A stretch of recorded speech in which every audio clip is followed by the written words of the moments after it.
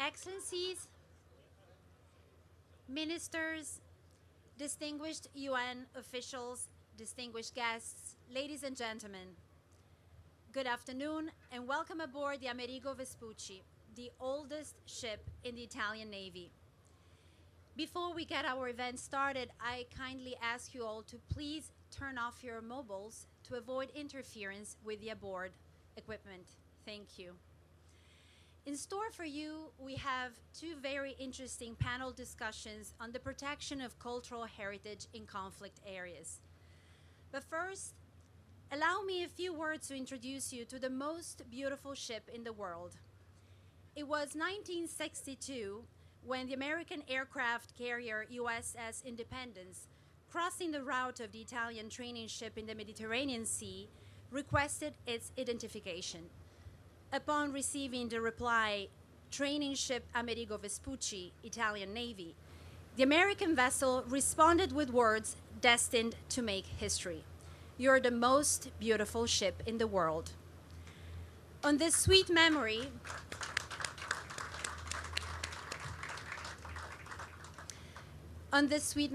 let's start our event that foregrounds the crucial role of protecting cultural heritage to maintain peace and security on the international stage. Today, we bring together leading experts in UN peacekeeping, world cultural heritage protection, and international police cooperation to contribute to the full implementation of the UN Security Council Resolution 2347, condemning the unlawful destruction of cultural heritage. Before diving into today's discussion, it is my great pleasure to extend our warmest thanks to our host, the Chief of Staff of the Italian Navy, Admiral Giuseppe Beruti Bergotto, for welcoming us aboard this prestigious vessel. The floor is yours, Admiral.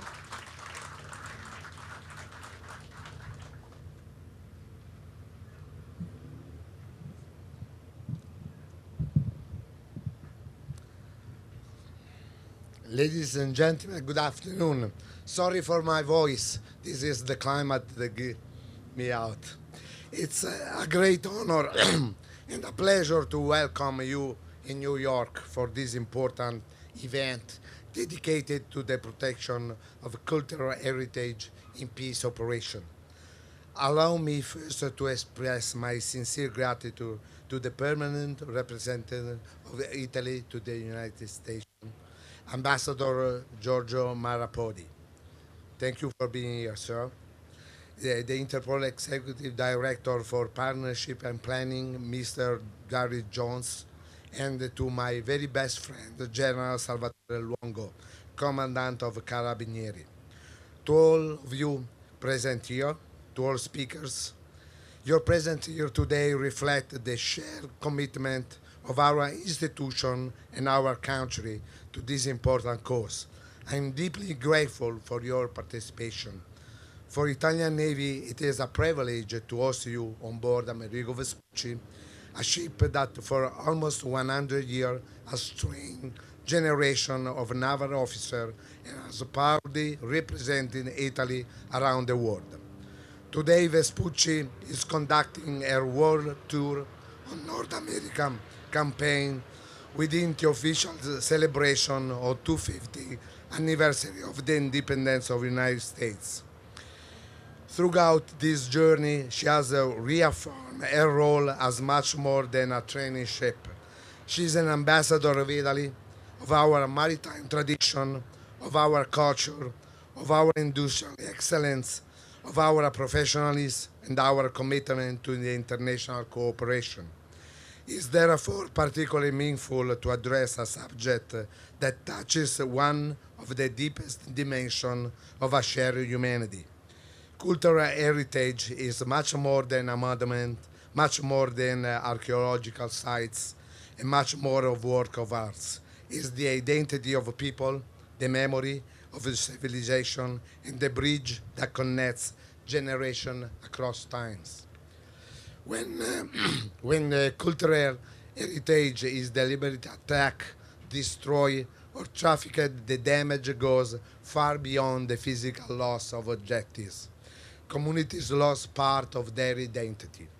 Future generations lose part of their history, and history itself is threatened.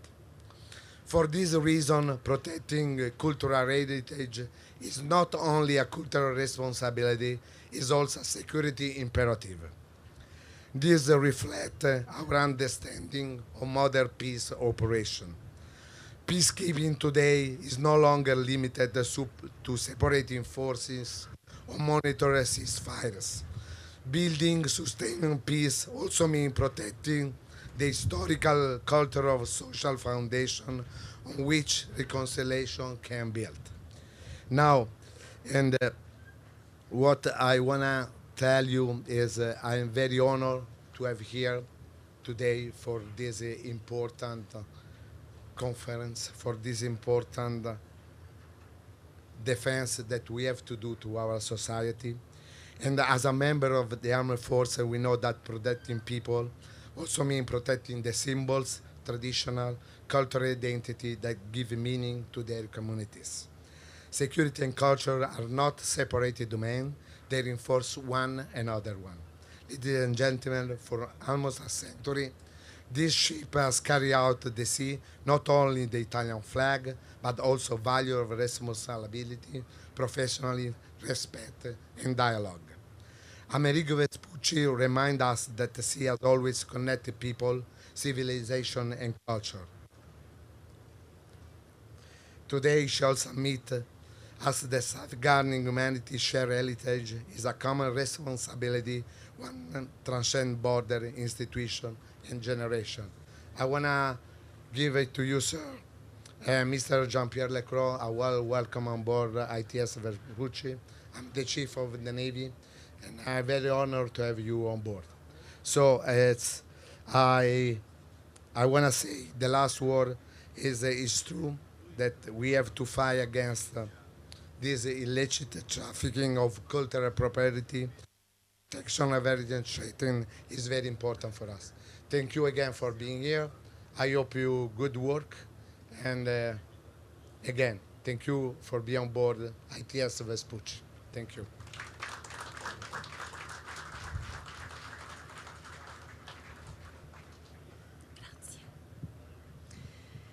Thank you, Admiral. And I'm now honored to give the floor to the permanent representative of Italy to the United Nations, Ambassador Maurizio Massari, for his welcoming remarks. The floor is yours. Oh my gosh, Giorgio Marrapodi. I'm so sorry, Ambassador. For stuff happened. Don't worry, I will not fire you.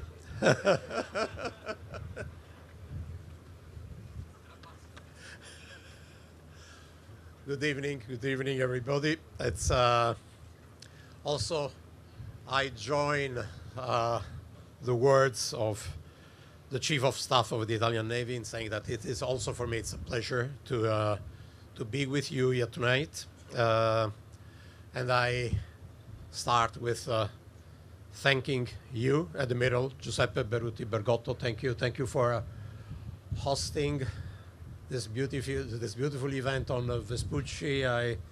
We were sharing some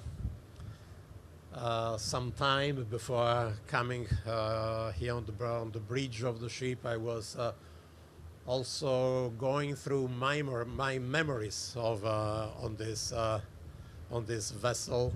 Of been here a few times. It is always a great emotion because as the Admiral Giuseppe Beruti Bergotto was saying, this vessel is an ambassador, is a messenger of everything Italy is and represents. I also wish to extend my warm greetings to the Commander General of the Italian Carabinieri, General Salvatore Luongo, whose vision and commitment, together with Interpol and the UNESCO, made this roundtable possible within the framework of the United Nations Chiefs of Police Summit. And I am especially pleased to welcome Under Secretary General Jean-Pierre Lacroix. Welcome, Jean-Pierre. It's a pleasure to have you here, who leads the UN Department of Peace Operation with dedication and distinction. My thanks also go to the distinguished speakers who will contribute to our discussion in the two panels that will follow, and in particular to the moderator, Richard Gowan. I've been here only for 6 months, but I have heard of Richard and his expertise many times from my predecessors and from many foreign colleagues. The destruction and looting of cultural heritage in times of conflict is as old as war itself. Throughout history, those who sought to conquer territories have often sought with equal determination to erase the identity of those who inhabited them, their history, their tradition, and their collective memory.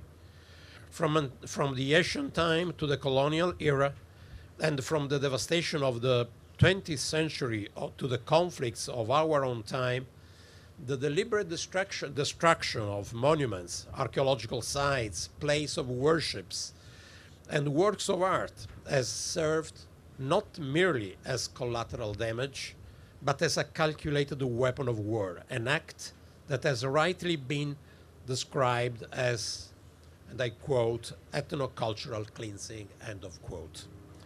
Against this background, the adoption of UN's Security Council Resolution 2347 on March 24, 2017 marked a historic milestone. For the first time, the Security Council, without any doubt, affirmed that protection of cultural heritage is not simply a matter of preserving the past, but an essential contribution to the maintenance of international peace and security. Among the resolution's most significant achievements, and I want to quote paragraph 19, which explicitly recognizes for the first time that UN peacekeeping operations may be mandated to assist in protecting cultural heritage from destruction, illicit excavation, looting, and smuggling in a situation of armed conflict. The resolution also draws attention to the close nexus between the destruction of cultural heritage, the illicit traffic of cultural property, and the financing of terrorist organizations and other criminal networks. Protecting cultural heritage, therefore, is not only a moral imperative, but it is also and above all an essential element of international security. For this reason, integrating the protection of cultural heritage into Security Council mandates is far more than a symbolic gesture. It is a practical instrument for peace building, reconciliation, and the restoration of trust in societies emerging from the conflict. The importance of this commitment is reflected not only in the work of the Security Council, but also in the broader vision of the UN. The 2030 Agenda for Sustainable Development recognizes the protection of the world cultural and natural heritage as an essential component of sustainable and resilient societies through Sustainable Development Goal 11, Target 11.4. I conclude saying that another remarkable achievement of the resolution is its embrace of a truly comprehensive approach, one that extends well beyond the action of states alone. It calls for close cooperation among UN Department of Peace Operations, the Italian Carabinieri, UNESCO, Interpol, the UN Office of Counterterrorism, the UN Office of Drug and Crime, UNICRI, and many other partners. So our discussion today is therefore not simply about protecting monuments or preserving artifacts. It is about defending identity of peoples, safeguarding the memory of a civilization, and reaffirming a fundamental principle.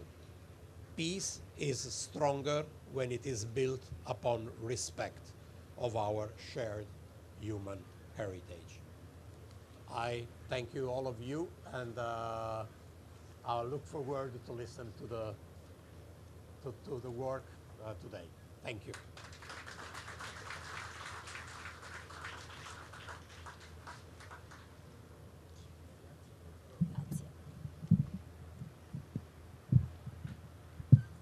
Thank you, Ambassador Marrapodi.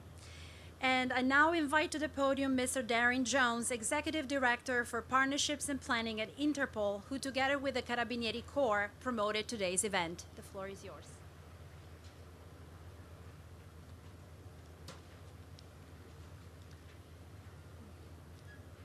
Excellencies, authorities, dear law enforcement colleagues, good afternoon.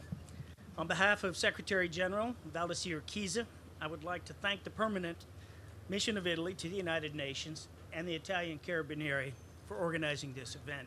It is indeed a great honor for Interpol to be co-sponsoring this event. I'd like to also join my colleagues in extending a special thank you to the Italian Navy for giving us the privilege of being on this beautiful ship. Italy's leadership in the protection of cultural heritage has not only been historic, it has been absolutely vital over the years.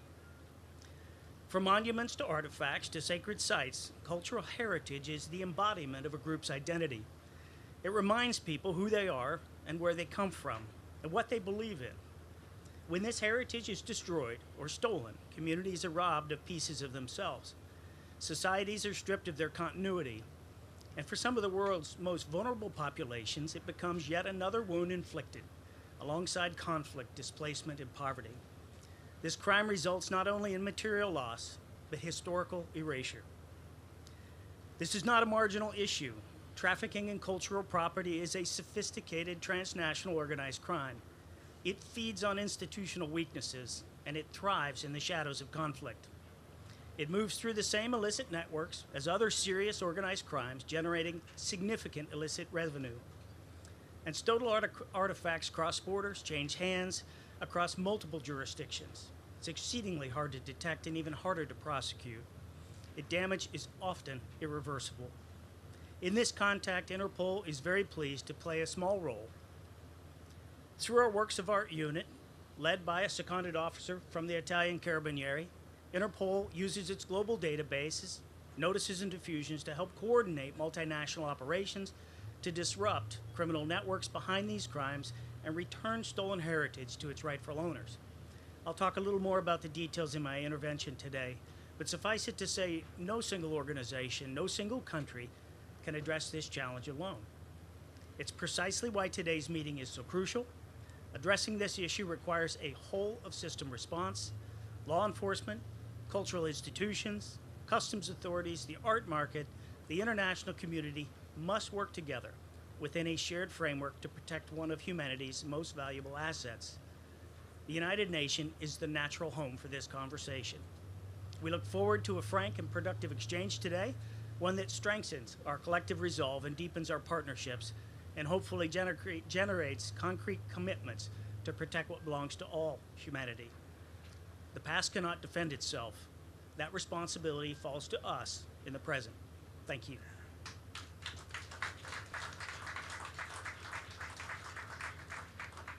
Thank you, Director Jones. And I now give the floor to the Director of the UNESCO Liaison Office in New York, Mr. Elliot Menchenberg, co-chair of today's side event. The floor is yours.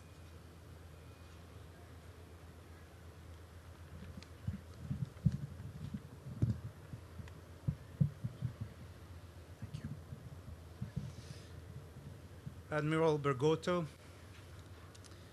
Commander General Luongo, Ambassador Marrapodi, dear friend, and the Secretary General Lacroix, Excellencies, dear friends, on behalf of UNESCO, it is a pleasure to join you for this important discussion aboard this extraordinary vessel.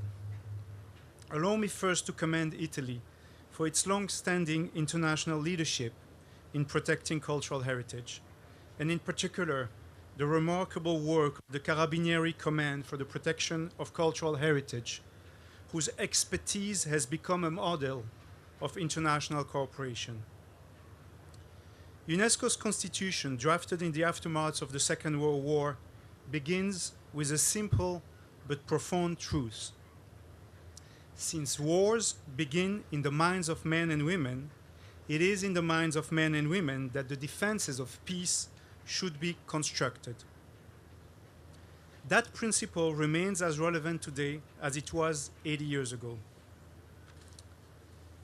It is not coincidence that belligerents so often target culture.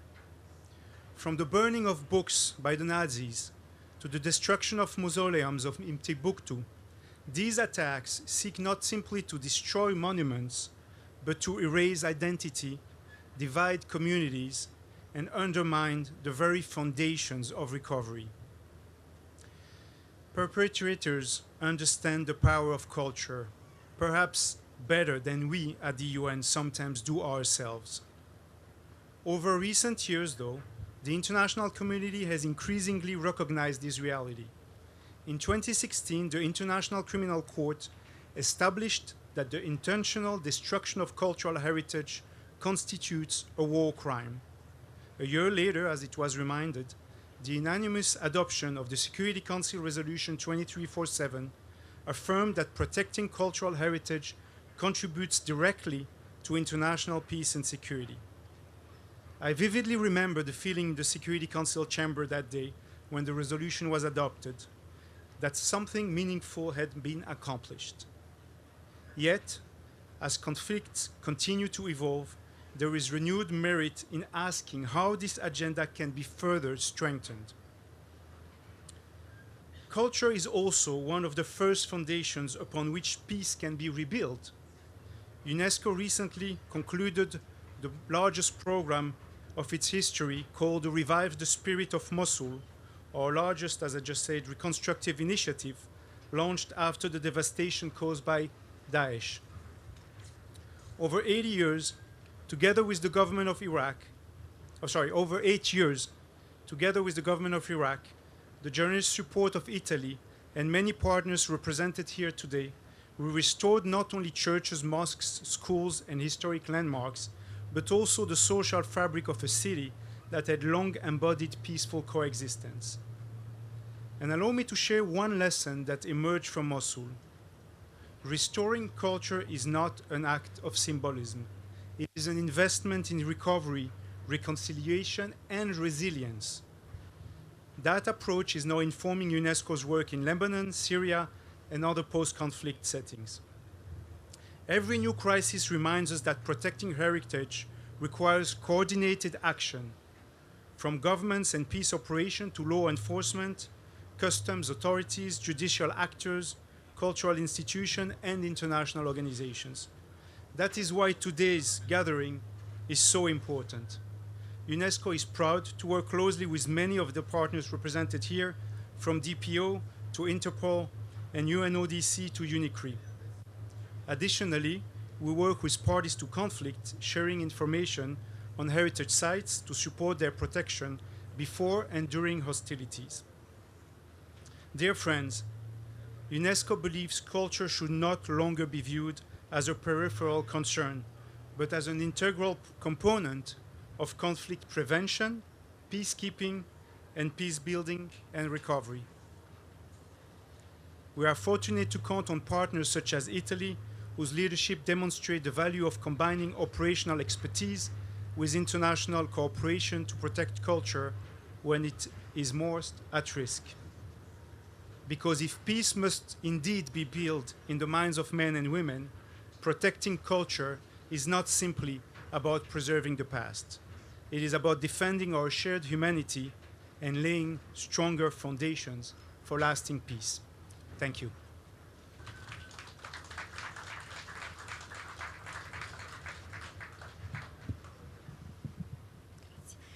Thank you, Director. And I now leave the floor to General Salvatore Luongo, Commander General of the Carabinieri Corps, who strongly supported today's conference as part of the 5th Summit of Police Chiefs of the United Nations member states.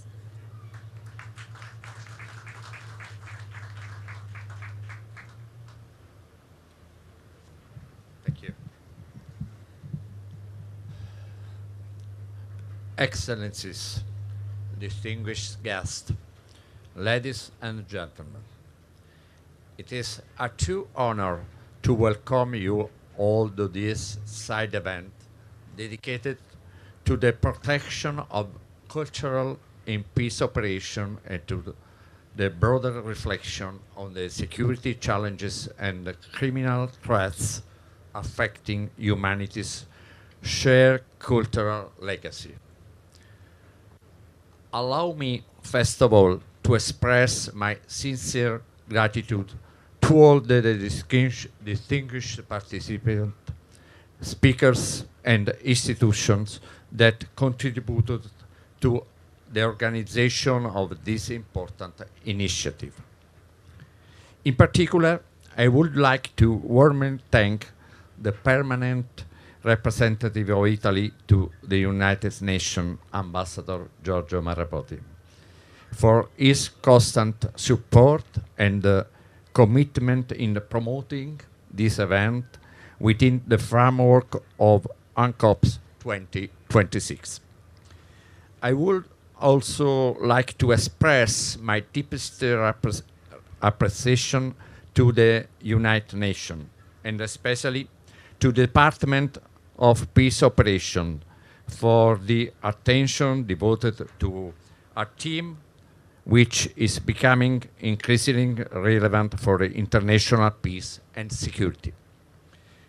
A special and heartfelt thanks goes to Under Secretary General Jean-Pierre Lacroix for his presence here today and for the enduring partnership between the United Nations and the Italian institutions in the field of peacekeeping and international security cooperation. At the same time, I wish to extend my deep gratitude to the Chief of Staff of the Italian Navy, Admiral Giuseppe Beruti Bergotto, my old and best friends, for having made possible the extraordinary venue by placing at our disposal the Amerigo Vespucci, a symbol of Italy recognized throughout the world. Being gathering aboard the Amerigo Vespucci is no merely a logistical circumstance. It carries a profound symbolic meaning. Today, in fact, this magnificent vessel allows us to bring together two Italian excellencies, of which our nation is deeply proud. On one side, the Carabinieri Command for the Protection of Cultural Heritage, internationally recognized as a pioneering and unique model in the protection of art and cultural identity. On the other, the Amerigo Vespucci itself, the oldest and the most iconic sailing vessel of the Italian Navy, which still sailed the oceans of the world as an ambassador of Italian tradition, excellence, and identity. The vessel reminds us that heritage is not something static. It's memory navigating through time. It's identity carried across generations. And this is precisely why the protection of cultural heritage cannot be considered as secondary issues in crisis and conflict environments. History teaches us that the destruction of the cultural heritage has never been merely collateral damage. Too often, it's a deliberate strategy aimed at erasing the identity, dignity, and historical memory of entire peoples. Protecting cultural heritage means preserving the very foundation upon which sustainable peace can later be rebuilt. For this reason, Italy strongly believes that cultural heritage protection should be increasingly integrated into peace operation, stabilization efforts, and post-conflict recovery strategies. This is fully consistent with the spirit of the United Nations Security Council Resolution 2347, which recognizes cultural heritage protection as an important component for the maintenance of international peace and security. In this framework, the role of international cooperation becomes absolutely essential. No country alone can effectively counter the illicit trafficking of cultural property, the activities of transnational criminal networks, or the destruction of heritage in conflict areas. Only through strong partnership among states, international organizations, police forces, peacekeeping actors, cultural institutions, and civil society can we build an effective and coordinated response. In this regard, the Arma dei Carabinieri remains fully committed to sharing its experience and capabilities through international cooperation, training activities, and operational partnerships. The Carabinieri Command for the Protection of Cultural Heritage, established in 1969 as the first specialized police unit of its kind in the world, represents today an internationally recognized center of expertise and a concrete example of how law enforcement can contribute not only to security, but also to the protection of civilization itself. Our presence here today, alongside the United Nations, UNESCO, Interpol, and many distinguished partners, demonstrates that the protection of cultural heritage is no longer a niche issue. It is a strategic dimension of peace, security, and international stability. Perhaps nowhere is this message more meaningful than here aboard a vessel that for decades across seas and continents, carrying not only the Italian flag, but also an idea that identity, culture, and heritage are bridges between peoples, not division among them. Thank you very much for your attention.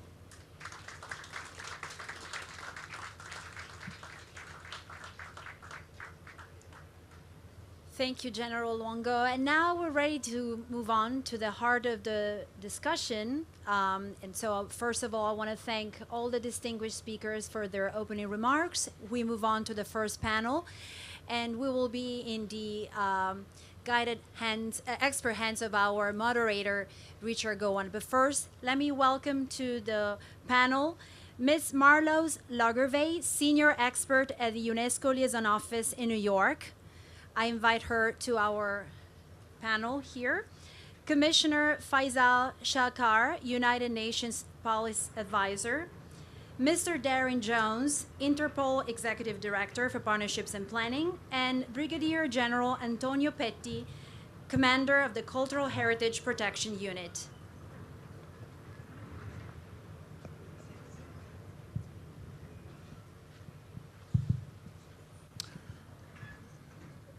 Well, thank you very much, and thank you for this wonderful opportunity to hold a panel on the most beautiful ship in the world. I don't know if we would claim to be the most beautiful panel in the world, but we do hope to be the most thought-provoking.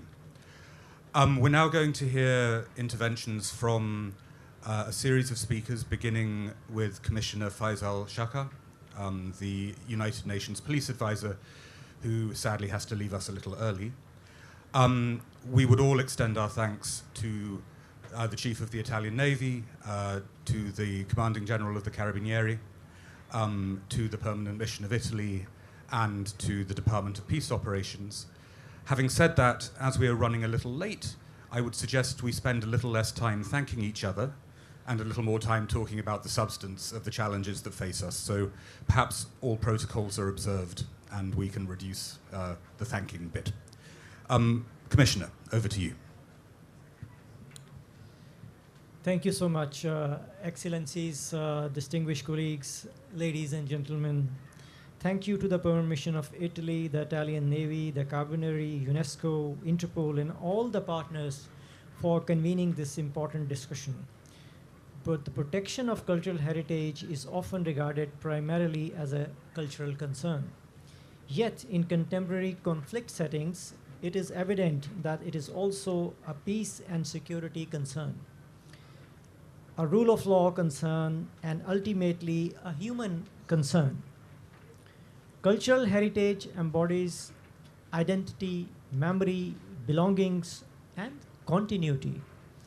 In many conflicts, attacks against cultural heritage are not collateral events, they are deliberate acts aimed at communities. Destruction of places of worship, monuments, archives, archaeological sites, and other symbols of shared history is often intended to erase identity, undermine social cohesion, and weaken the foundations upon which reconciliation must later be built. The destruction of cultural heritage can therefore be both a consequence of conflict and a driver of its continuation. This understanding is reflected in Security Council Resolution 2347, which affirmed that the protection of cultural heritage is linked to the maintenance of international peace and security, and recognize that United Nations peace operations must be mandated to assist in protecting cultural heritage from destruction, looting, illicit trafficking. From policing perspective, these issues are especially important because crimes against cultural heritage rarely occur in isolation. The looting and trafficking of cultural property are frequently linked to the organized criminal networks and conflict economies. Stolen artifacts move through illicit supply chains and often overlap with other forms of transnational crime. Revenues generated from trafficking can fuel armed groups, sustain instability, and weaken state authority. In this respect, protecting cultural heritage is not merely about preserving the past, it is also about disrupting criminality that threatens the future. But there is another dimension that deserves equal attention. Experience has shown that cultural heritage protection can make peace operations more effective. As recent research by Dr. Govan on peace operations and cultural heritage has highlighted, heritage protection should not be viewed as an isolated cultural task or as an additional burden on already stretched missions. Rather, it can directly support some of the core objectives of peace operations: protecting vulnerable populations, supporting political processes and reconciliation, and rebuilding trust at the community level. When undertaken in partnerships with local communities, cultural heritage protection can strengthen social cohesion, reinforce legitimacy, and contribute to stabilization. Heritage protection can therefore serve as a bridge between security objectives and community engagements, helping peace operations connect more meaningfully with the populations they serve. This lesson is particularly relevant for the United Nations Police. UN police are often peacekeepers with closest day-to-day interaction with the local communities. Through community-oriented policing, advisory functions, and institutional capacity building, we help create the conditions under which people can trust state institutions.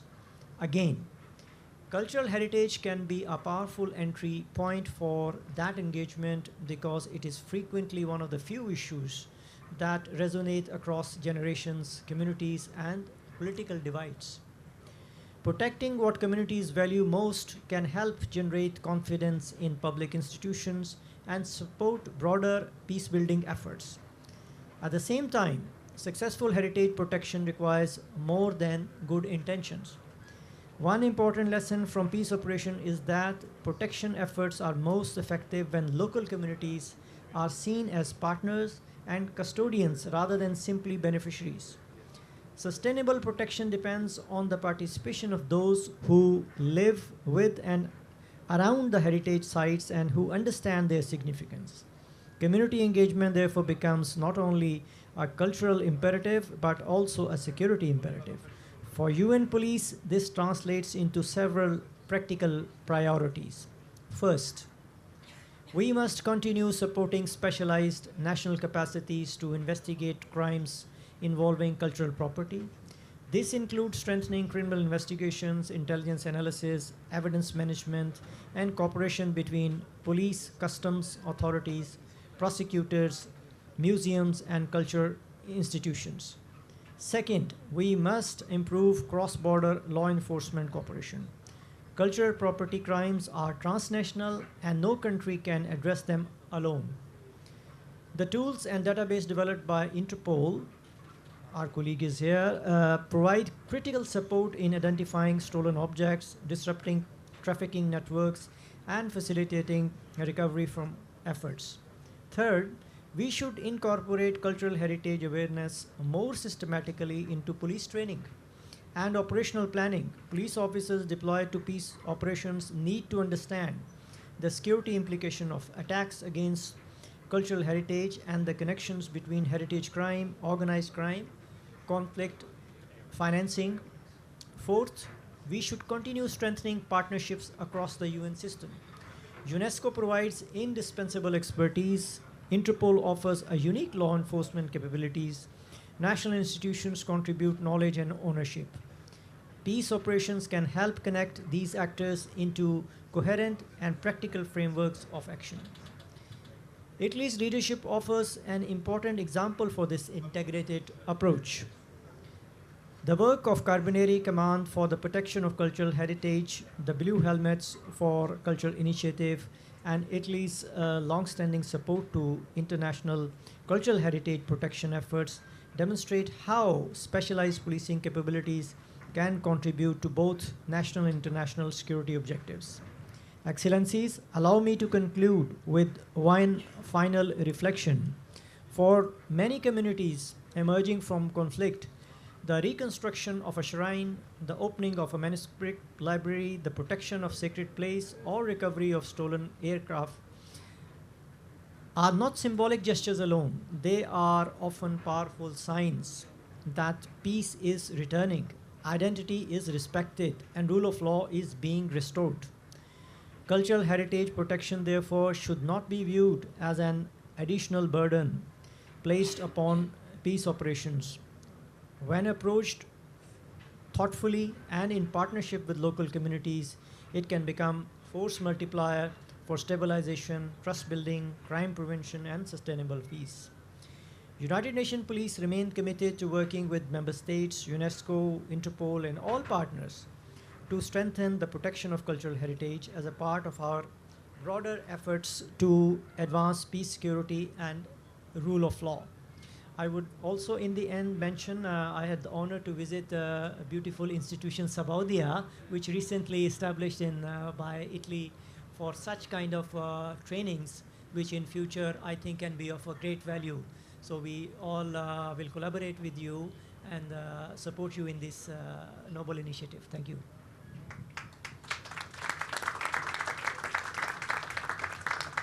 Thank you very much, Commissioner. I now turn to Marlies Lagerweg, Senior Expert at the UNESCO Liaison Office to the UN, to tell us about how UNESCO translates its normative framework for protecting cultural heritage into practice on the ground. Thank you, Richard. Excellencies, allow me first to reiterate UNESCO's sincere gratitude to Italy, our long-standing partner and a champion in protecting cultural heritage here in New York, at the United Nations, and far beyond, for bringing us here together. As noted by previous speaker, culture and security go hand in hand. Today, nearly a decade since the adoption of Resolution 2347, our challenge is no longer recognition, it is implementation. Allow me to organize UNESCO's contribution around one simple principle. Culture must be protected throughout the entire conflict cycle, from prevention and preparedness through response to recovery. Starting with prevention and preparedness. Preparedness remains our strongest forms of protection. UNESCO's normative framework, including the 1954 Hague Convention on the Cultural Property in Armed Conflict and the 1970 Convention against Illicit Trafficking, is often viewed simply as international law. Yet the greatest value lies in prevention. Through inventories, documentation, emergency planning, and institutional capacity building, these instruments enable countries to protect heritage before it is placed at risk. In line with Resolution 2347, UNESCO is, for instance, supporting member states in establishing secure refuges for cultural property. Currently, we are working to this end in Lebanon, building on international experience elsewhere, such as the temporary safeguarding of Afghan cultural treasures in China back in 2018. Should cultural property nevertheless be looted, UNESCO also works increasingly closely with auction houses, such as Christie's and Sotheby's, as well as dealers and collectors to strengthen due diligence and help ensure that trafficked objects cannot be sold for profit through legitimate markets, thereby fueling war economies. This complements UNESCO's long-standing efforts to strengthen the capacities of custom authorities, border guards, and law enforcement agencies to detect, intercept, and prevent the illicit trafficking of cultural property. That brings us to the response. When conflict does erupt, protecting cultural heritage becomes an operational imperative.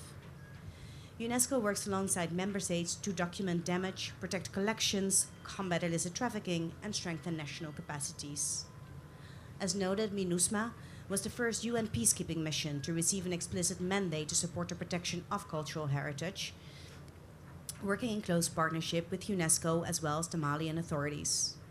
Together, UNESCO and the mission trained more than 4,000 military, police, and civilian personnel, supported local authorities, and introduced the so-called Heritage Passport, an innovative tool enabling peacekeepers to identify protected site and integrate cultural heritage into operational planning. However, MINUSMA remains the only UN peacekeeping operation to have received an explicit mandate for the protection of cultural heritage, with no peacekeeping operation having been agreed since then. In spite of that, the lessons learned have continued to inform UNESCO's operational engagement across conflict settings on the ground. In the spirit of Resolution 2347, UNESCO has continued to deepen its cooperation with DPO, with Interpol, with UNODC, the World Customs Organization, notably the Italian Carabinieri, and many national authorities. For instance, in Sudan, we have trained over 300 law enforcement, judicial, and heritage professionals, contributed to the documentation of 4,000 cultural objects, and supported the seizure of more than 500 trafficked artifacts. In Ukraine, we are pioneering some new technologies, data-driven approaches to monitor online trafficking in cultural goods, while using drone technologies to produce 3D models of monuments and historic buildings, facilitating both the monitoring and the conservation, and where necessary, also the future reconstruction of these sites. In Gaza, we are preparing emergency documentation of movable heritage and strengthening local capacities to prevent future illicit trafficking. These are different theaters, different threats, but they share one lesson. Protecting cultural heritage requires preparedness, operational partnerships, and international cooperation. Finally, in the recovery phase, when the violence subsides, culture often becomes one of the first foundations upon which lasting peace can be built. And few examples illustrate this more powerfully than the reconstruction of the old bridge of Mostar in Bosnia and Herzegovina. Following its destruction in 1993, UNESCO brought together engineers, historians, government, and local communities to rebuild not only a bridge, but a symbol of coexistence that for centuries had united diverse communities across the Diretta River. The convention that I just shared continues to guide UNESCO's work today, from emergency response to long-term recovery through our Heritage Emergency Fund and Culture in Emergency programs. Allow me to conclude with 3 priorities that UNESCO's experience has reinforced. I was very glad to observe that there's quite some overlap with the Police Commissioner's recommendations. First, culture should no longer be viewed as a peripheral concern. Rather, heritage protection would benefit from being integrated more systematically into peace operation mandates, operational planning, and pre-deployment training. Dedicated cultural heritage focal points, together with renewed Security Council engagement, would help make culture a truly integral component of UN peace operations. Second, continued investment in partnerships across the culture, security, justice, and humanitarian community remains essential. Protecting heritage requires sustained cooperation between military actors, police, custom authorities, prosecutors, cultural professionals, and international organizations. And lastly, continued investment in prevention and preparedness remains indispensable. Safeguarding cultural heritage is always more effective and less costly before destruction occurs. Excellencies, like the Vespucci, cultural heritage carries the memory, identity, and values that societies choose to pass from one generation to the next. Our collective responsibilities is to ensure that, even in times of conflict, those foundations endure. No single institution can do this alone. It is through international cooperation that we can better safeguard the heritage upon which lasting peace depends. Thank you.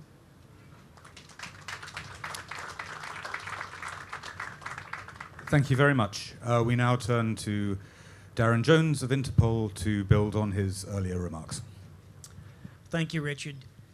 All protocols observed. Let me just say, I think the presence in this room today of so many global senior law enforcement officials reflects both our mutual concern and our mutual commitment to protecting cultural heritage. I would like to say just a few minutes about Interpol and its role in this process. You know, Interpol is the world's largest international police organization, bringing together 196 member countries. And its mission is quite simple, yet it's essential, to enable police cooperation across borders in real time against all types of transnational organized crime. Interpol's infrastructure is not abstract. It is very much operational. It is used every day by millions of law enforcement officers around the globe to identify suspects, trace illicit assets, and recover stolen property. Interpol's databases contain more than 200 million records, and those records are queried more than 10 billion times a year by our member countries, generating millions of hits that translate directly into actionable intelligence. Today, the illicit trafficking of cultural property is one of the most profitable forms of transnational organized crime we see. But unfortunately, it is also one of the most underestimated. Crimes against cultural heritage do not only just destroy objects, as we've said, they erode identity. In conflict settings, this harm becomes even more severe. Beyond destruction of heritage, we also see the systematic looting of archaeological sites, illegal excavation that also destroy the historical and environmental context that is so valuable to the historians, sophisticated trafficking networks that move the cultural goods across borders, and forgeries, ranging from paleontological artifacts to contemporary works of art that contaminate the legitimate art market and erode trust in the global institutions that manage our historic antiquities. And these crimes are not isolated. Terrorist organizations have long exploited antiquities trafficking to finance their activities, launder money, and sustain operations. And this is in part why cultural heritage production or protection is not only a cultural issue. This is a national security issue. This is a regional development issue, and this is a global governance issue. Interpol's response to this threat is comprehensive and built on three pillars: information sharing, operational support or expertise, and capacity building. At the heart of our work is secure and immediate information exchange between law enforcement organizations worldwide through our national central bureaus in those 196 member countries. The Interpol Stolen Works of Art database plays a central role as well, containing descriptions and images of more than 50,000 stolen items with certified police information of stolen cultural objects. Each identity is verified, standardized, and traceable via that database. Created in 1995, it was created exclusively for the use of law enforcement. Since 2009, that database has been accessible by the public, and we get an enormous number of leads, supported in advanced image recognition technology that allows us to check whether an object has been reported stolen simply by somebody from the public uploading a photograph from their phone. To make it more accessible, Interpol developed an ID Art mobile application, which further allows individual members of the public to manually search for objects or to document damage to cultural heritage for investigation or reconstruction purposes, and to directly communicate with our experts in real time. In addition, Interpol regularly issues global alerts regarding the most wanted, or the things we're most looking for, cultural objects, circulated worldwide to support recovery. Purple notices warn law enforcement and share information on the latest trafficking and concealment methods used by criminals. In the second pillar, operational coordination and expertise, Interpol plays a key role in coordinating international law enforcement operations. One flagship operation from a year ago, Operation Pandora, was one of the largest global operations in history.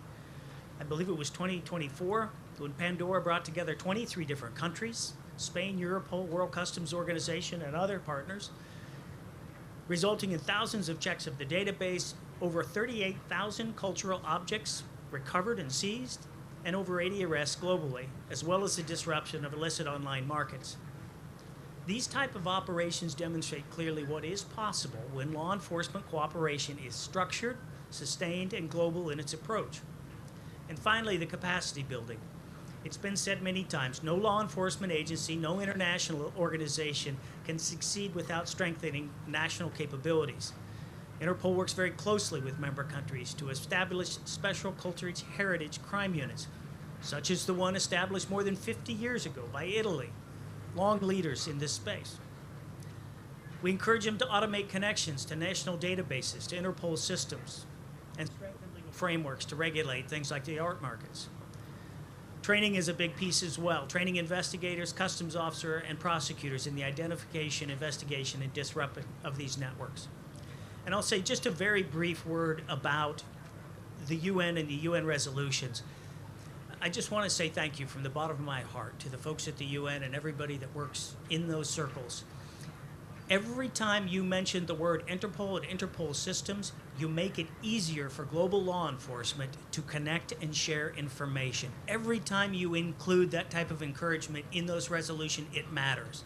And it makes it easier when those agencies call us for assistance and we need to meet with the governments and try to figure out a way to enhance those efforts. So thank you every time you do that. It's much appreciated. Interpol does not act alone, obviously. We work very closely with our broad patch and ecosystem, UNESCO, UNODC, through the Catch Initiative, initiative which brought together criminal justice expertise, did data collection and analysis, capacity building, joint operational activities. We've recently launched an effort with UNESCO, the Virtual Museum of Stolen Cultural Objects, which is another platform that allows the public to explore stolen artifacts from the Interpol database to understand more about their history and raise awareness of the loss. In 2025, following the International Council of Museums General Conference in Dubai, Interpol and ICOM launched a joint initiative to support museums worldwide in strengthening security systems to prevent theft and illicit trafficking. Let me conclude very briefly with 3 quick messages.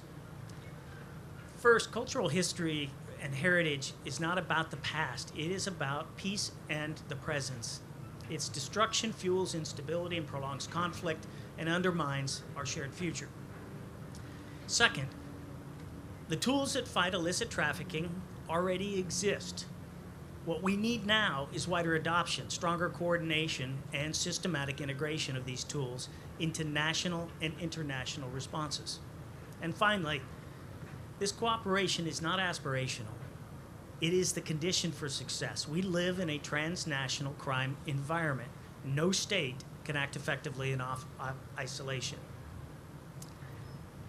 Interpol remains firmly committed to supporting its member countries in protecting cultural heritage, disrupting criminal networks, and ensuring the return of precious cultural goods. When heritage is protected, your communities are protected, shares identities are protected, and peace is protected. Thank you.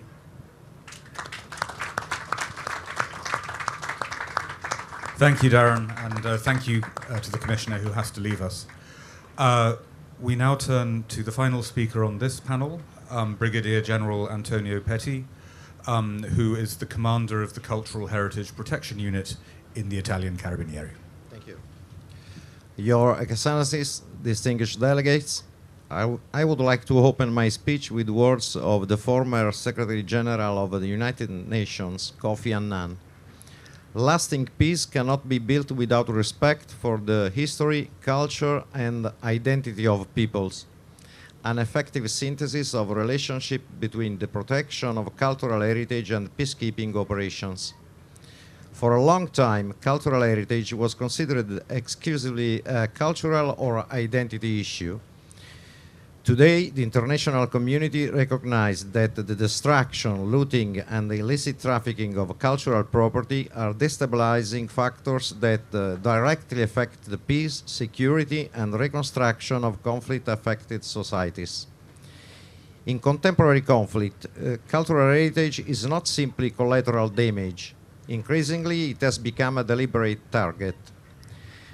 Destroying archaeological sites, places of worship, museums, archives, or monuments means attacking the very identity of communities, erasing their historical memory, fragmenting their social cohesion, and undermining local institutions.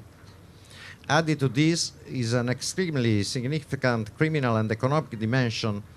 The looting and illicit trafficking of cultural property have often financed criminal networks and terrorist organizations, as also recognized by the United Nations Security Council. It was precisely this awareness that led the Security Council through Resolution 2347 of 2017 to recognize the protection of cultural heritage as an integral component of international peace and security. From this perspective, modern peacekeeping can no longer be limited to the military dimension of conflict management alone. Peace operations are taking place today in complex contexts characterized by hybrid threats, transnational organized crime, institutional fragility, terrorism, and ethnic and religious tensions. In such scenarios, the protection of cultural heritage takes on strategic value because it contributes to the protection of civilian populations, strengthening trust in institutions, promotes the reconstruction of the social fabric, and ultimately contributes to a stable and lasting peace. In this context, it is in this context that Italian experience can offer a concrete contribution. The Carabinieri represent a unique model at international level, bringing together the function of armed force and police force in a single institution. This dual nature allows it to operate effectively both in military security and investigative proximity and civilian cooperation activities. Within the Carabinieri, the Command for the Protection of Cultural Heritage, TPC, established in 1969, represent the first police force in the world specialized in the protection of cultural heritage. In over 50 years, the Command has developed an integrated model based on close cooperation between the technical and scientific skills of the Ministry of Culture and the operational, investigative, and security capabilities of the Carabinieri. An equally important point lies in its close integration with the territorial organization of the Carabinieri, whose wide presence throughout Italy allows a unique combination of specialized skills, deep knowledge of local communities, relationships of trust with citizens, and operational flexibility. These characteristics have proved particularly valuable when transferred to international peacekeeping and post-conflict stabilization missions. This integrated approach effectively addresses two complex requirements of protecting cultural heritage in crisis context.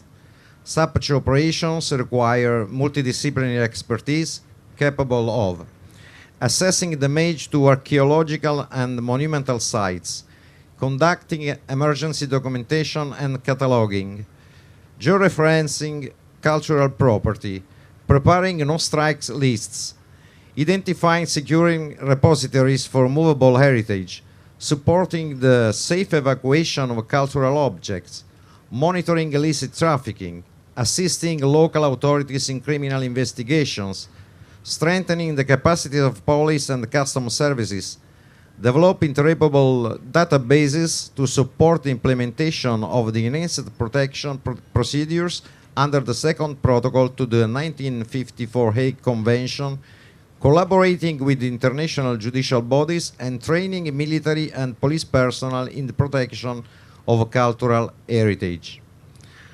None of these activities can be improvised.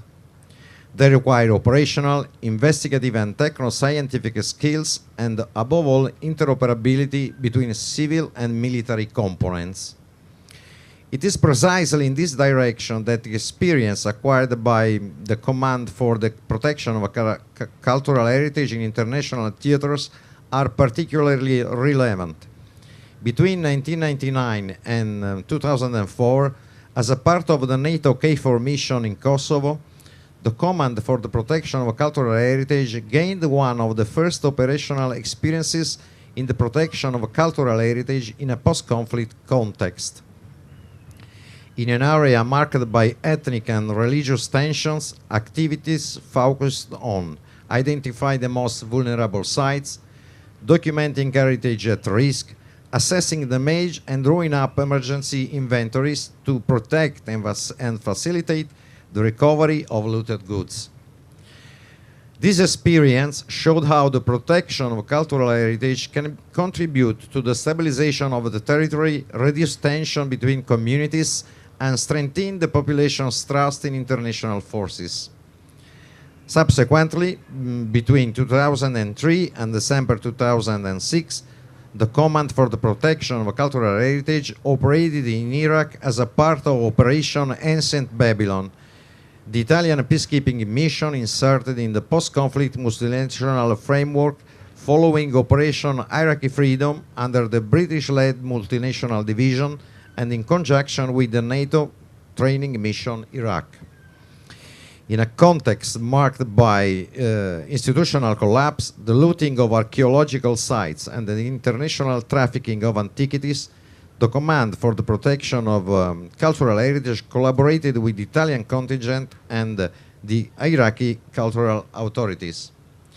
Its activities included monitoring hundreds of archaeological sites, combating illegal excavation, documenting damage to cultural heritage, rapidly cataloging artifacts recovered at the Iraq Museum in Baghdad, and entering looted objects into investigative database to facilitate international traceability, including through cooperation with Interpol. Over the years, Interpol's support has been an important force multiplier for the investigations of the Carabinieri Command for the Protection of Cultural Heritage, thanks to the database of stolen works of art, investigative support, and exchange of information between member states. Alongside operational activities, capacity building played a central role. The Command for the Protection of Cultural Heritage contributed to the training of Iraqi police forces and cultural authorities by transferring investigative methodologies, cataloging techniques, and operating procedures in accordance with international standards. These experiences have shown that the protection of cultural heritage can be a concrete tool for peace building and stability control. The experience of the Carabinieri highlights a fundamental aspect. The protection of cultural heritage must not be limited to conflicts or post-conflicts, but also include prevention. Many activities carried out by the Command for the Protection of Cultural Heritage in peacetime constitute a form of preventive peacekeeping. These include training foreign police forces, raising awareness among local communities, supporting national databases, strengthening investigative and custom capacities, cataloging heritage and emergency planning, all measures that reduce countries' vulnerability to future crises. From this perspective, peacekeeping does not begin only when the conflict has already broken out. It is also built through prevention, training, international cooperation, and institutional capacity building. This vision has found concrete expression in the Italian task force Unite for Heritage, the blue helmet of culture, established in 2016 in collaboration with UNESCO. Today, it represents one of the most advanced models of integration between civilian and security components, combining the operational and the investigative capabilities of the Cultural Heritage Protection Command with the technical scientific skills of the Ministry of Culture. This model ensures a flexible response in conflict, post-conflict, and disaster context, intervening both in the emergency and in the subsequent phases through investigative activities, police cooperation, and support for the reconstruction of local institutional capacities. A central element of this model is also its ability to build trust with the local communities, characteristic of the Carabinieri and the specialized multinational units deployed in international missions, proximity to civilian population, dialogue with local authorities, and the ability to integrate security and protection of cultural heritage are decisive factors for the success of stabilization efforts. This is enriched by an investigative and technological dimension. Today, the Command for the Protection of Cultural Heritage maintains one of the world's most important databases dedicated to stolen cultural property, containing more than 1.3 million cultural objects under investigation. Through the use of advanced tools based on artificial intelligence, such as the Stolen Works of Art Detection System, the Command for the Protection of Cultural Heritage is able to monitor online platforms, social media, and deep web, identifying traces of illicit trafficking and contributing to the reconstruction of international criminal networks. These capabilities are also particularly relevant for documenting violation of international humanitarian law and supporting international judicial cooperation activities. The protection of cultural heritage, therefore, requires an integrated approach that can link security, justice, cultural protection, and international cooperation. It is precisely in this direction that the Carabinieri continue to invest through the Center of Excellence for Stability Police Unit, COISPU in Vicenza, an international center of excellence for the stability police, where the protection of a cultural heritage has been progressively integrated into training programs for police and military personnel deployed in peace operations. In conclusion, the Italian experience shows that the protection of cultural heritage is not an ancillary aspect of peacekeeping operations, but rather a concrete component of international security, civil protection, and peace building. The model developed by the Carabinieri, thanks to its dual military and police nature, its community structure capable of adapting to different operational contexts, and its close integration with the civilian technical scientific component, offers a possible response to the emerging needs of modern peace operation in the field of prevention, crisis management, and post-conflict reconstruction. Because protecting cultural heritage ultimately means protecting the identity of peoples, the memory of humanity, and the very foundation of lasting peace. Thank you for your attention.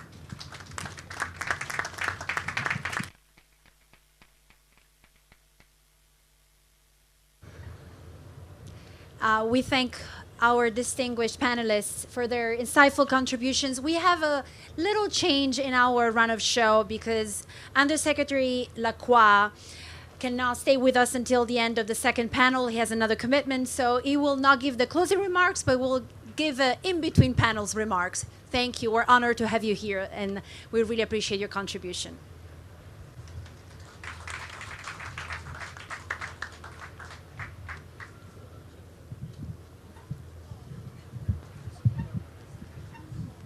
Thank you very much, and of course I'm extremely grateful to my Italian friends, Ambassador Marapodi, General Luongo, and all their colleagues for having me here, and of course for co-organizing with other partners this very important event. And it's of course wonderful to be in this, on the Amerigo Vespucci. It's really a privileged occasion, and I'm also very happy to inaugurate a new form of speech, which is the in-between remarks. I think there will be a precedent which will be certainly followed by many others such. Anyway, having said this, we were told, and I think we were reminded of what one of our former Secretary Generals said, that the protection of cultural heritage is essential to maintaining international peace and security. Indeed, as was also recalled, the Security Council has underscored the need to protect cultural heritage in armed conflict, and also from terrorist group in multiple resolutions, including its landmark resolution 2347. This was a resolution unanimously adopted on the 24th of March 2017. It was the first time that the international community recognized with binding effect that the destruction and trafficking of cultural heritage represented a threat to the rule of law, indeed to international peace and security. And I'm glad to have heard from the distinguished representative of Interpol that the Security Council resolution and other such resolution really make a difference in your day-to-day activity. Now, it has been also said by many speakers who preceded me that cultural heritage extends well beyond the preservation of artifacts. I mean, it's obvious truth. It is closely intertwined with identity, history, memory, and community continuity. Its destruction and trafficking, particularly in conflict settings, constitute a serious transnational crime, often linked to organized networks and illicit financial flows. And of course, we can see that the transnational criminal activities are a very powerful drivers of conflict. That is something that we see in most of the peacekeeping setting in which our colleagues are involved. Now, in concluding this event today, or not exactly concluding, actually, in between speaking in this event, I would like to briefly reflect on what the international community has achieved and the challenges that remain, and why international community remains so essential. So we have a rapidly changing landscape of global conflict. We have witnessed the systematic and intentional destruction and looting of cultural heritage in conflict, from Palmyra in Syria to Mosul in Iraq and Timbuktu in Mali. These acts of destruction have not been random, but they've been part of a systematic, malicious attempt to erase identity and memory, demoralize communities, finance terrorism and organized crime through illicit trafficking. All this combined shows us that cultural heritage has become both a symbolic target and a financial resource for terrorist groups and organized crime. Experts from UNOCT and UNESCO, and of course very happy to have them here with us today, reminded us that the international community already has a strong legal framework to address challenges to cultural heritage. Then again, a very important aspect of this legal framework is Security Council Resolution 2347, which affirms that UN peacekeeping mandates may encompass assisting relevant authorities in the protection of cultural heritage in the context of armed conflicts. The United Nations police contribute to this by building the capacities of our mission and host country police services in areas including serious and organized crime, crime scene management, and forensics.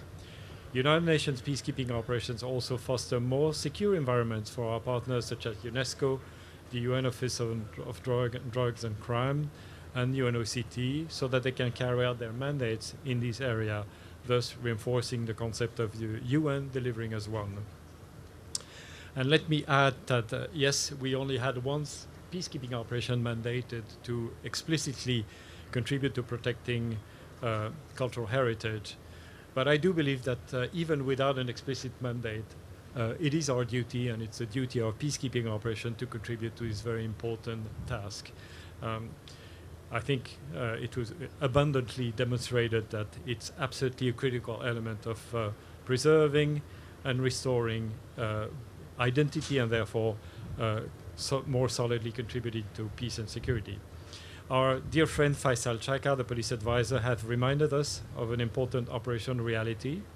The protection of cultural heritage is, of course, not only about safeguarding the past, but it's also about strengthening security and the rule of law. It's really about building a more solid peace as we move forward. Attacks on cultural heritage are very often, almost always, linked to organized crime, conflict economies, and efforts to undermine social cohesion. We have heard abundantly about the connection between illicit networks of all kinds, terrorist groups, and the looting of cultural heritage artifacts.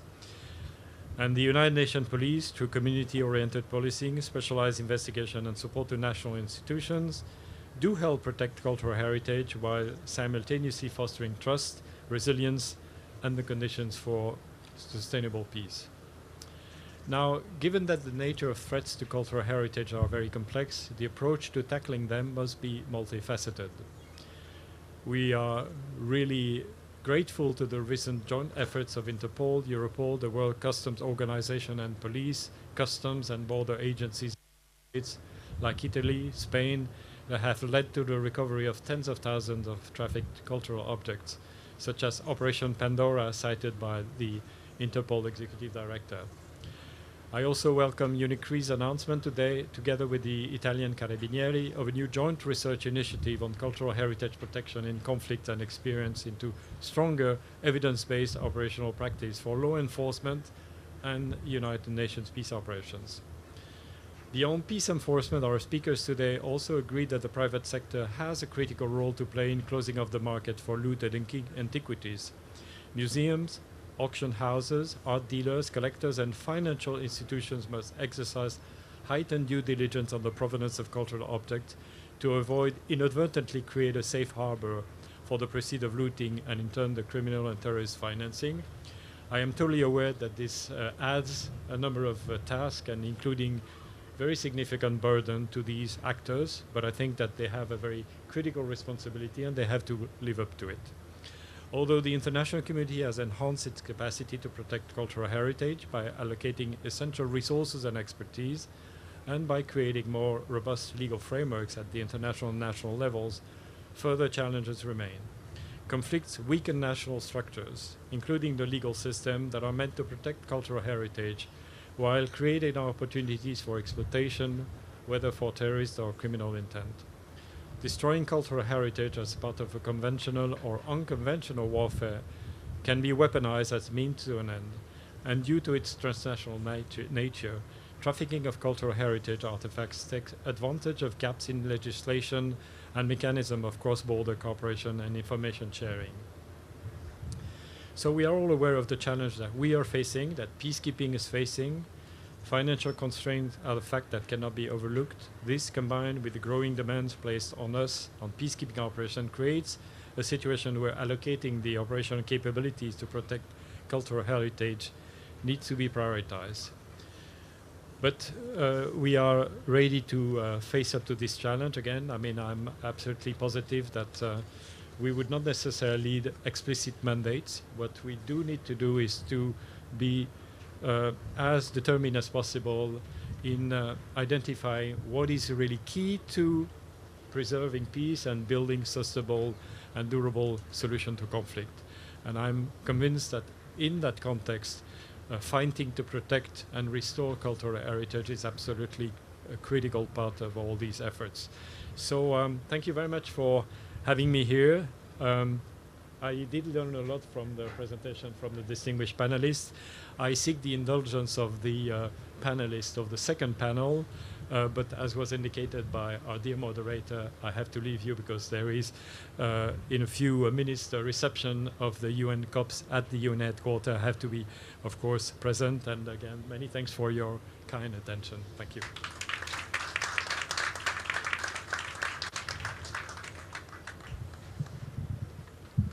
Thank you, Undersecretary Lacroix, and thank you for the distinguished panelists for our first insightful discussion. We have a change of panel members. I invite our next three panelists, Audran McCarthy, Liaison Officer for the UN Interregional Crime and Justice Research Institute, Mauro Medico, Director of the UN Counterterrorism Center, and Yaong Lee, Director of the UN Office on Drugs and Crime. We will be, again, guided by our esteemed moderator, Professor Gowan.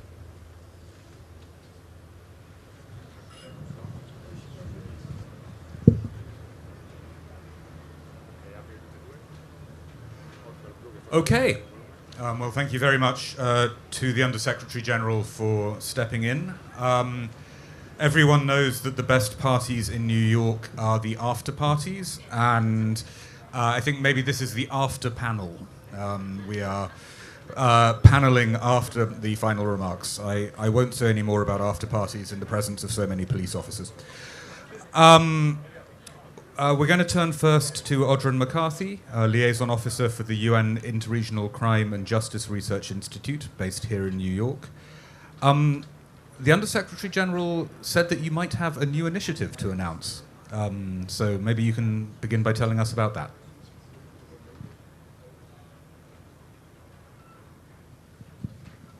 Thank you very much. Good afternoon, everybody. Richard, I'll take you up on the offer to have all protocol observed, but allow me just to thank, of course, very, very quickly our hosts. We're very, very grateful to be here on behalf of UNICRI. And allow me also just to, if I may, to thank one important person who hasn't been mentioned so far, and that's Major General Alfonso Manso, without whom we wouldn't actually be here in many respects. So thank you very much to the Major General. We've heard extensively over the course of the previous interventions about how discourse on cultural heritage protection, together with the development of the legal policy frameworks, has expanded considerably. As a result, there's now widespread recognition that cultural heritage protection is significant not only for preservation itself, but also for the broader role that it plays within societies. Safeguarding cultural heritage, and I think it's important to say both tangible and intangible, is now understood in many ways to be an important component for achieving sustainable peace in fragile security settings. Contributes to conflict prevention, protection of civilians, intercommunal trust building, societal resilience, and post-conflict recovery. As has been mentioned, attacks on cultural heritage are attacks on identity, history, dignity, and collective memory. As has also been mentioned, I think it's important to note that the international community has responded in many ways to this changing reality to date already. And as has been highlighted, we've seen the policy frameworks, we've seen the legal frameworks begin to emerge. And as has been mentioned by the distinguished colleagues from Italy, from the Carabinieri, we've also seen many good practices develop in terms of what we can do about that, and particularly the Italian Carabinieri with its command for the protection of cultural heritage. These achievements, of course, provide the solid foundation, for what we are here to talk about, protection of cultural heritage. And in many ways, what we arrive at the point is that the question before us today is really not whether cultural heritage protection matters or where its significance lies. It's really about how we can build upon the progress that's already been laid in this field and really try to translate existing knowledge and experience into effective and consistent operational practices across mission settings. This involves in many ways, and particular in terms of, I think, in terms of integrating into peace operations a various different range of ways and means to build up that culture around protection of cultural heritage. In particular, in terms of reporting and analysis that informs early warning and situational awareness, as well as operational planning, decision making, and community engagement. We had a brief spoiler, 2 spoilers. You also spoiled the announcement, but we are pleased to be here to make a brief announcement to say that UNICRI, in collaboration with the Italian Carabinieri, is pleased to launch a new research initiative exploring cultural heritage protection in conflict and post-conflict settings, challenges for law enforcement and UN peace operations. This research will aim to foster deeper understanding of the changing threat environment, analyze how current legal and operational practices are implemented, try to pinpoint some of the challenges we're encountering that have been highlighted already, and to learn from the experiences from those directly involved in the protection of cultural heritage, such as the Carabinieri. Above all, the study, what we hope, it will seek to bridge the gap between policy and practice, and document how and analyze the good practices that are out there, assess how these can be applied to different operational contexts, and try to develop practical evidence-based recommendations to strengthen the work of law enforcement agencies and the United Nations peace operations. This is a piece of work that we're just starting now, so we will be over the coming weeks and months pulling that together, and we'd be delighted to share more findings from that study as soon as it's ready later this year. Thank you very much. Yes, applaud. And that study sounds both really helpful, and I sense that you have already got a lot of good material from this discussion, which you can use as the basis for your research. I now turn to Mauro Medico, Director of the UN Counterterrorism Center here in New York, to discuss the linkages between cultural heritage protection and the challenge of terrorism.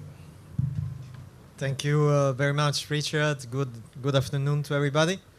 Let me start by commending the co-organizers, Italy and Interpol, for this initiative to strengthen international action to protect cultural heritage in peace operations. It is really a testament to the dedication of concerned countries and institutions that the protection of cultural heritage has emerged as a priority in efforts to promote international peace and security. In fact, the destruction, looting, and trafficking of cultural property by terrorist groups remains a serious threat to international peace and security. And these activities not only erase cultural identity, but also generate significant revenues for terrorism and transnational crime. Today, I would like to focus just on 3 points. The first is the international framework. As we have heard, the international community already has a strong legal framework to address this challenge. Instruments such as the United Nations Conventions Against Transnational Organized Crime, the International Conventions for the Suppression of the Financing of Terrorism, or the UNESCO Conventions, provide a solid base for criminalization, investigation, and international cooperation. As mentioned alongside all the afternoon, the Security Council has also underscored the need to protect cultural heritage in armed conflict and from terrorist groups in multiple resolutions, including, of course, Resolution 2347, adopted in March 2017. But even before, Security Council Resolution 2199 in 2015 already further confirmed the link between trafficking in cultural property and terrorist financing, particularly in conflict areas such as Iraq and Syria. Just last week, we celebrated the Counterterrorism Week at the UN, and in its ninth review of the UN Global Counterterrorism Strategy, which was adopted on 1st of July, the General Assembly condemned the destruction of cultural heritage perpetrated by terrorist groups in some countries, while calling upon member states to strengthen efforts to improve the security and protection of particularly vulnerable targets, including historical monuments as well as cultural heritage and UNESCO World Heritage Sites. This brings me to the second point, which is on what can be done to enforce this legal framework. The priority must remain to ensure effective implementation. This requires strengthening national legislation, enhancing border controls, building the capacity of law enforcement and judicial authorities to detect, investigate, and prosecute trafficking cases. It also requires the use of financial investigations, asset recovery measures, and closer international cooperation to dismantle terrorist and criminal networks. At the operational level, greater efforts are needed to improve the detection of trafficked cultural goods, including in global supply chains. The Office of Counterterrorism of the UN continues to support member states through our technical assistance, training, and tools such as those developed by our Global Program on Border Security and Management and our Global Program on Countering the Financing of Terrorism. Border authorities are often the first and last line of defense against this trade. Across land, air, and maritime borders, our border security work helps frontline officers identify and interdict trafficked cultural property frequently at the very moment looted objects move from a conflict zone towards the legitimate market by embedding cultural property risk indicators into routine controls and strengthening cooperation with customs services and Interpol. Financial investigations are equally critical to disrupting this trade by strengthening the capacity of financial investigators to follow illicit financial flows, identify beneficial ownership structures, and detect money laundering and terrorist financing schemes linked to trafficked cultural property. We help authorities target the criminal networks that profit from looting. And my third and final point is on the role of the private sector. It is equally essential to address the demand side of trafficking in cultural property. The private sector, including museums, auction houses, art dealers, collectors, and financial institutions, plays a pivotal role in preventing illicit trade. Enhanced due diligence, particularly with regard to the provenance of cultural objects, is critical to ensuring that such items do not enter legitimate markets. I know Undersecretary General quoted me, so it's good that he preempted my speech. Failure to exercise appropriate care may facilitate criminal activity and undermine international efforts to combat trafficking.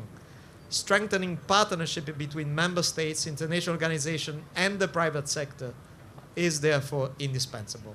Increased information sharing, awareness raising, and coordinated action can significantly enhance the effectiveness of global responses to this challenge. In conclusion, the protection of cultural property is an imperative for humanity. It requires sustained commitment, strengthened implementation of existing frameworks, and comprehensive coordinated action at the national, regional, and international levels. Protecting cultural property is not only about preserving history, it is about safeguarding identity, preventing crime, and cutting off a source of terrorist financing. Strengthened implementation of the legal framework, coordinated international action, and responsible market practices are key to achieving this goal. By working together, the international community can prevent the exploitation of cultural heritage and safeguard it for future generations. And thank you. Thank you, Maro. And now, last but very much not least, we turn to Xiaohong Li, the director of the UN Office of Drugs and Crime here in New York. Thank you very much, moderator. Allow me to thank Italy and all co-organizers of this event. We can see their logos on this screen. So just now, as I think many distinguished speakers have already highlighted the importance of cultural heritage for the humankind. So for example, it embodies the identity, memory, and the resilience of communities. So when it is, trafficked, looted, or even destructed, so the consequences extend beyond physical loss, and also affect social cohesion and recovery. So from UNODC perspective, to addressing these challenges or these threats, we must view them not only through cultural perspective or cultural lens, but also from the lens of security, crime prevention, criminal justice, and international cooperation. So in this regard, I would like to repeat what the distinguished speakers mentioned just now, the Security Council Resolution 2347, in which the Member Security Council highlights the links between trafficking in cultural property, organized crime, and terrorism. So as Mario mentioned just now, that in addressing this crisis or in addressing this threat, we have already legal and policy framework in place. So for me, I would like to mention from two perspectives. Firstly, the legal and policy framework to support member states to address trafficking in cultural property through the crime prevention and the criminal justice approach. Secondly, how UN as a whole including UNODC, to support member states to implement this policy and legal framework. So relating to the crime prevention and the criminal justice responses to the trafficking in cultural property, the legal framework at the international level, of course, includes the most relevant UN Convention against transnational organized crime. It is a legal binding document or instrument. In addition to that, at the UN level, we also have the international guidelines for crime prevention and criminal justice responses respect to trafficking in cultural property and related offenses, adopted by the General Assembly. Meanwhile, the Conference of States Parties to the UN Convention against Transnational Organized Crime also adopted a few resolutions on addressing this threat or this type of crime through its various, resolutions. So of course, these are so-called soft law, provide guidance to member states to harmonize national legislation or legal procedure and promote international cooperation. So in the past days, we have already listened to a lot of, emphasis or stress on how to translate the documents into practice. So UNODC, together with the entities here, UNICRI, UNOCT, Interpol, UNESCO, to support member states to implement this legal and policy framework or instrument. For example, UNODC support member states to build strong criminal justice system and to enhance the capacity of criminal justice officers to prevent and address trafficking in cultural property. So UNODC support covers the whole chain or spectrum of criminal justice system, from crime prevention, investigation or detection, investigation, prosecution, and adjudication. So the whole process to prevent the crime and bring perpetrators to justice. For example, in Egypt and Lebanon, UNODC support the criminal justice officers to strengthen their capacity on open source investigation, document fraud detection, and also system analysis and investigative cooperation. And in Ukraine, UNODC is working with the national authorities to better understand the trafficking patterns arising in the context of armed conflict, including risks related to illicit removal and also attempted sale of cultural property. So these are the two paths. One part is legal and policy framework. Another is how to implement. In this support, I would also like to mention that the importance of partnership, as mentioned by other speakers. So in this regard, Mr. Jones also mentioned an example of CATCH, so co-action against the trafficking in cultural property, which has been implemented jointly by UNODC, UNESCO, and Interpol. In this regard, I would also like to thank the long-standing cooperation with Carabinieri Command of Italy for providing of the expertise and also operational experience and also training support to UNODC. Last but not least, I would like to also mention that trafficking in cultural property is not isolated, linked to terrorism, money laundering, and financial scam, etc. And also now criminal networks is increasingly exploiting digital technology, online marketplaces, and also social media. So in this regard, collection and sharing of electronic evidence is very important to facilitate addressing this type of crime. So I would like to draw your attention to the newly adopted UN Convention Against Cybercrime, which provides legal framework to promote collection and sharing of electronic evidence. So I would like to thank all participants again for your patience, and as emphasized by distinguished speakers who spoke previously, working together we can safeguard the cultural heritage from criminal exploitation, and also to strengthen their contributions to peace, security, and sustainable development. Thank you.